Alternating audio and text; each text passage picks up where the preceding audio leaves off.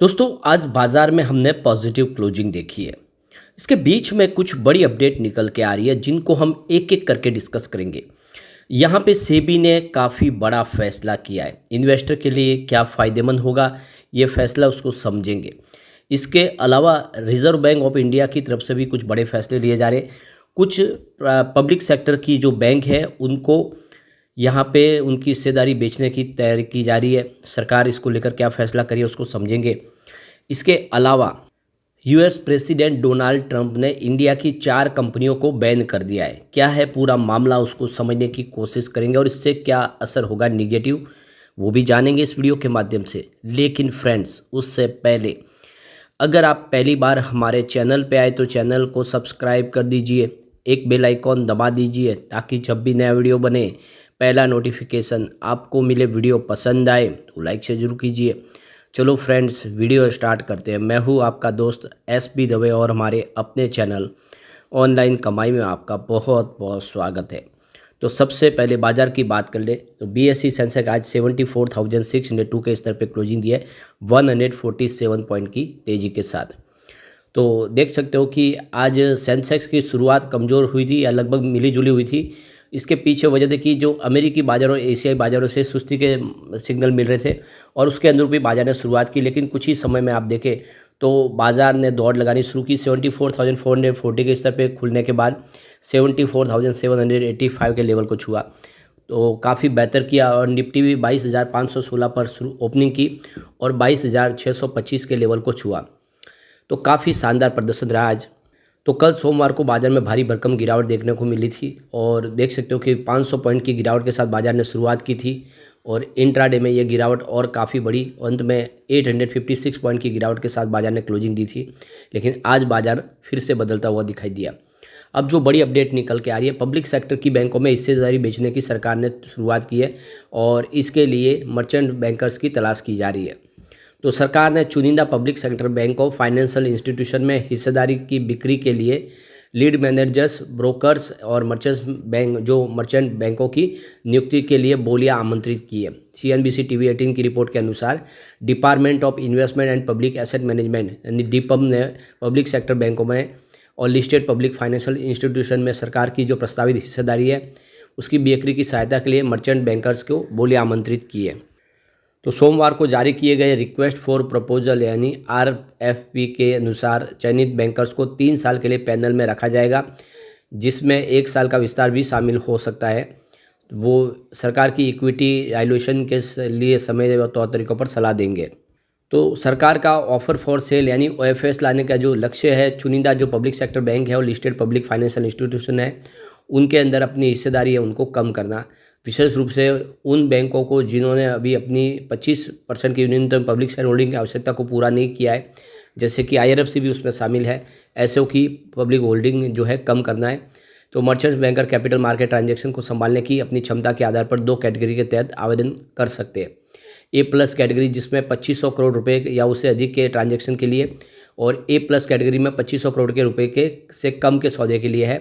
Panel में शामिल बैंकरों में देख सकते हो कि सीधा दीपम से आवश्यकता अनुसार ट्रांजैक्शन के लिए उसको चयन कर सकते हैं। तो ये दीपम के ऊपर है कि वो एक या उससे अधिक भी चयन कर सकता है बैंकर्स को।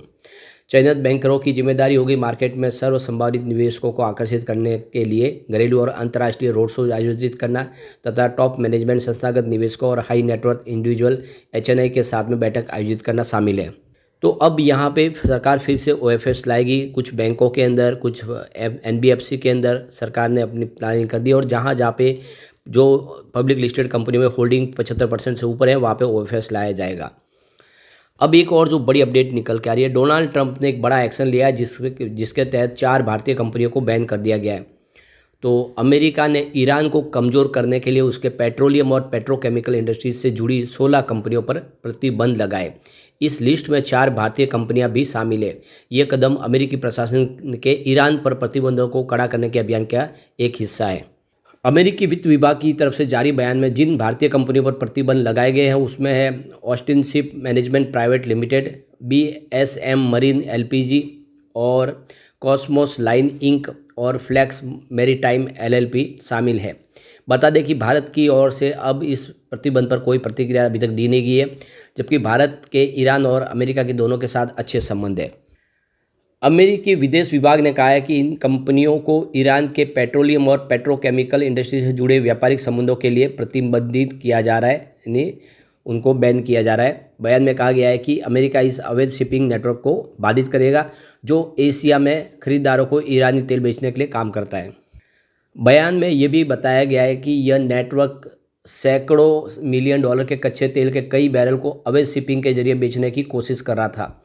यह कदम राष्ट्रपति ट्रंप के कार्यकाल से शुरू ईरान पर दबाव डालने की नीति का हिस्सा है, जो तेल राजस्व के जरिए ईरान के आतंकवाद को आर्थिक रूप से कमजोर करने के प्रयासों के मद्देनजर किया जा रहा है। अमेरिका की तरफ से ईरान पर लगाए गए इन नए प्रतिबंधों से भारतीय कंपनियों को भी प्रभावित किया है। यह कदम अमेरिका की ईरान पर बढ़ते दबाव की नीति का हिस्सा है, जिसका मकसद ईरान की आर्थिक गतिविधियों पर नकेल कसना है और उनके आतंकवाद वित्त पोषण को भी रोकना है। तो जो बड़ी अपडेट निकल के आ रही है, सेबी ने कुछ बड़ा फैसला किया है। तो देख सकते हो कि इक्विटी डेरिवेटिव्स में ओआई कैलकुलेशन को नए तरीके से अब जोड़ा जाएगा। अभी हर ट्रेडर का ट्रेड F&O कॉन्ट्रैक्ट से जुड़ जाता है। इसके आधार पर ऑप्शन स्पेस में ओपन इंटरेस्ट के कैलकुलेशन के लिए नोशनल वैल्यू का इस्तेमाल किया जाता है। ऑप्शन की नोशनल वैल्यू के इस्तेमाल में मार्केट वाइड पोजीशन लिमिटेड और यहाँ पे जल्द ही 95% के ऊपर चली जाती है, जो कि किसी स्टॉक के F&O में बैन की लिस्ट आने के लिए तय लिमिट है। ऑप्शन स्ट्राइक प्राइस को नोशनल वैल्यू माना जाता है। कंसल्टेशन पेपर में ओपन इंटरेस्ट के कैलकुलेशन के लिए out of the money call के डेल्टा के इस्तेमाल की बात कही गई है। ऑप्शन डेल्टा एक सैद्धांतिक अनुमान है जो ये बताता है कि स्ट्राइक प्राइस के ऊपर या नीचे जाने की स्थिति में ऑप्शन की वैल्यू में कितना बदलाव आ सकता है। ओपन इंटरेस्ट के कैलकुलेशन के लिए इस नए फार्मूला के इस्तेमाल से स्टॉक के बैन पीरियड में आने के मामले में जो काफ़ी ज़्यादा कमी आएगी और 27% वो घटकर रह जाएंगे। ये 90% की कमी होगी। तो जो अभी इस समय बहुत सारे F&O बैन में चले जाते हैं वो बैन नहीं होंगे। सेबी ये रूल्स क्यों बदल रहा है? तो सेबी ने ओआई के कैलकुलेशन का तरीका बदलने का फैसला दो वजहों से लिया है। पहला, रिस्क बढ़े बगैर स्टॉक के बैन पीरियड में जाने के मामले में कमी आएगी। दूसरा, इंडेक्स डेरिवेटिव्स के लिए पोजीशन लिमिट को जानबूझकर क्रॉस करने की संभावना कम हो जाएगी। कंसल्टेशन पेपर में कहा गया है कि इस बदलाव से छोटे इन्वेस्टर को कोई भी असर नहीं पड़ेगा, सिर्फ स्टॉक के बैन पीरियड में जाने के मामले में कमी आएगी। इससे छोटे इन्वेस्टर को ट्रेडिंग में करने में आसानी होगी। अभी टोटल ओआई निकालने के लिए नोशनल ओआई का इस्तेमाल होता है। अंडरलाइंग एसेट के प्राइस के कॉन्ट्रैक्ट मल्टीप्लायर को ओआई कॉन्ट्रैक्ट की संख्या से गुना किया जाता है। इस तरह से फ्यूचर ऑप्शन के हर डेरिवेटिव कॉन्ट्रैक्ट का रिस्क मल्टीप्लायर का 1 होगा। इसका मतलब है कि कॉन्ट्रैक्ट रिस्क के 1 यूनिट के बराबर होगा। इसे हम उदाहरण के साथ समझ सकते हैं। अगर किसी स्टॉक का प्राइस मान लीजिए एक्स अमाउंट बढ़ जाता है तो फ्यूचर कॉन्ट्रैक्ट का प्राइस भी करीब उतना ही बढ़ जाता है, लेकिन ऑप्शन कॉन्ट्रैक्ट का प्राइस उसके डेल्टा जितना ही बदलता है। तो एक तरह से इससे निवेशकों को फ़ायदा ही होगा। लेकिन फ्रेंड्स, कोई भी इन्वेस्टमेंट करने से पहले अपने फाइनेंशियल एडवाइजर से एडवाइस ले ले या अपना खुद का रिसर्च करें, क्योंकि मैंने वीडियो आपके एजुकेशनल पर्पज़ के लिए ही बनाया। वीडियो पसंद आए तो लाइक से जरूर कीजिए और चैनल को सब्सक्राइब कर दीजिए। Thank you friends.